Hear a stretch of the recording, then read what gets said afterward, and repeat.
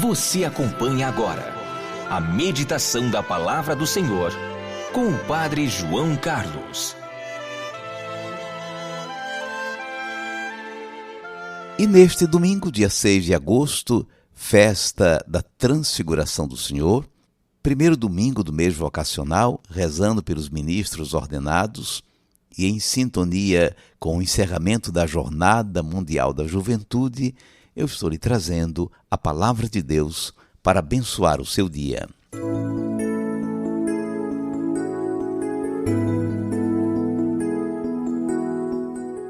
E Jesus foi transfigurado diante deles. O seu rosto brilhou como o sol, e as suas roupas ficaram brancas como a luz. Mateus 17, versículo 2.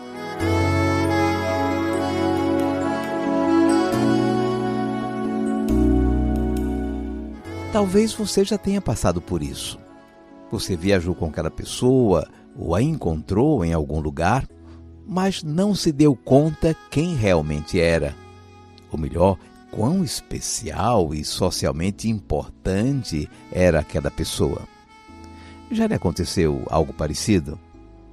Podemos falar isso de pessoas prestigiadas, mas também de pessoas com quem a gente convive no dia a dia.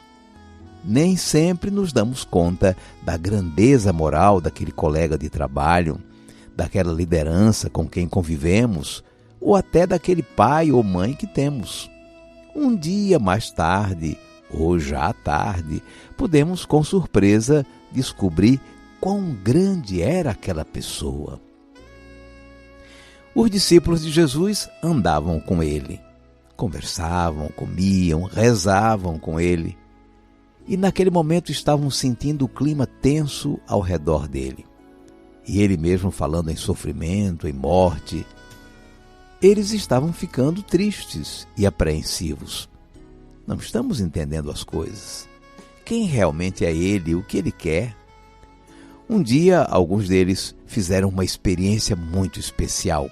Foram rezar com Jesus na montanha e o viram transfigurado, iluminado. Ficaram maravilhados. Foi como se de repente o véu caísse e eles vissem quem realmente era o mestre que eles seguiam. Foi um momento de revelação, de alegria e de júbilo.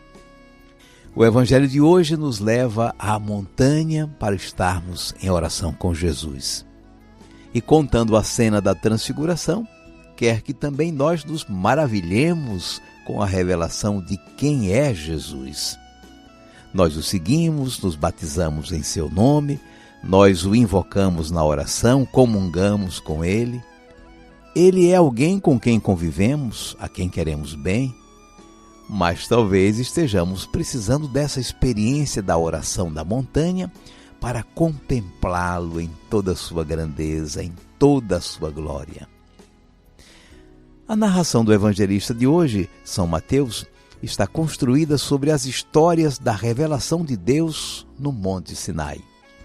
Lá no livro do Êxodo, capítulo 19, Moisés sobe à montanha do Sinai, acompanhado de algumas lideranças. Vai encontrar Deus e receber dele a lei para o seu povo. Como Moisés, Jesus sobe a montanha com 3 discípulos. É a primeira revelação. Jesus é o novo Moisés, o legislador do reino de Deus. Na história do Sinai, quando Moisés desceu da montanha, estava com o rosto todo iluminado. O povo nem conseguia fitá-lo. Os discípulos veem Jesus transfigurado, o rosto com o sol, as roupas iluminadas, e ele conversando com Moisés e Elias. Esses 2 homens de Deus de séculos passados eram tidos como representantes das Escrituras do antigo povo de Deus, que as descreviam como a lei e os profetas. A palavra de Deus ilumina a pessoa de Jesus, nos diz quem é ele. É a segunda revelação. Jesus é o enviado de Deus, o prometido nas Escrituras. No Sinai, Deus falava a Moisés do meio de uma nuvem. Os discípulos viram-se no meio de uma nuvem e ouviram a voz de Deus: "Este é o meu filho amado, escutem-no." Deus mesmo lhes diz quem é Jesus. É a terceira revelação. Jesus é o Filho amado de Deus. Ele o deu para nossa salvação. O povo antigo recebeu a lei de Deus na montanha do Sinai. Todo dia, na oração em que recitavam os 10 mandamentos, o povo de Deus começava com as palavras: Shema Israel, ouve Israel. Deus diz aos discípulos que ouçam Jesus, escutem-no. É a quarta revelação. Jesus não é só portador de uma mensagem de Deus, ele é a própria palavra de Deus. Precisamos escutá-lo. São João escreveu no seu evangelho que ele era o Verbo, a palavra que se fez carne.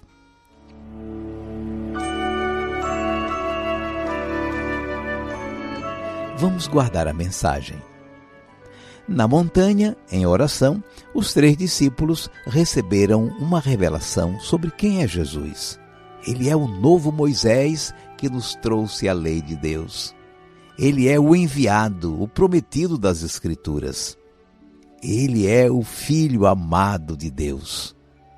Ele é a própria palavra do Senhor, a comunicação perfeita de Deus a nós.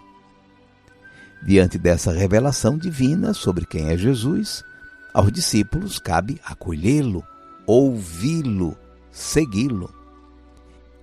Esse momento de céu foi uma força para os discípulos que estavam apreensivos com o clima que precedeu a paixão de Jesus.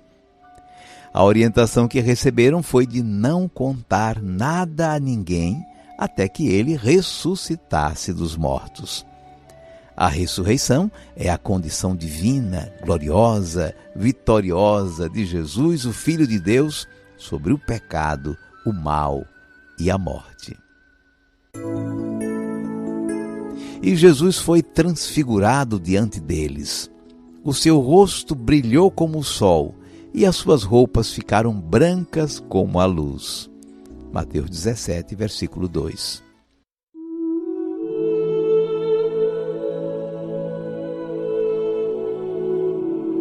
Cinco segundos para você falar com Deus.